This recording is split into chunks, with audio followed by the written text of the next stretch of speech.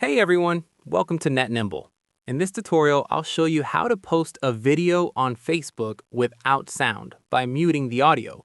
Let's get started. First, open the Facebook application on your phone. You'll land on the Facebook homepage where you can view posts from friends and pages you follow. At the top right corner, tap on the plus icon and select Post to create new post.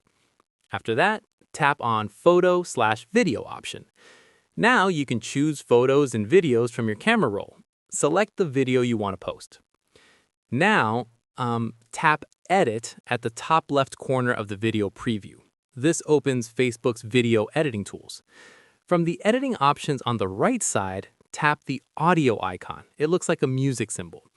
Tap Mute to remove the sound from your video.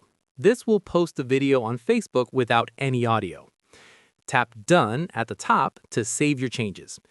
Now tap Next at the bottom to continue to the post settings. You can add a caption or choose your audience here if you want. Once everything looks good, tap Next at the top. After that, tap on Share Now to publish your silent video to Facebook. And that's how you post a video on Facebook without sound. If this tutorial helped, like and subscribe to Net Nimble for more Facebook video editing and posting tutorials. Thanks for watching.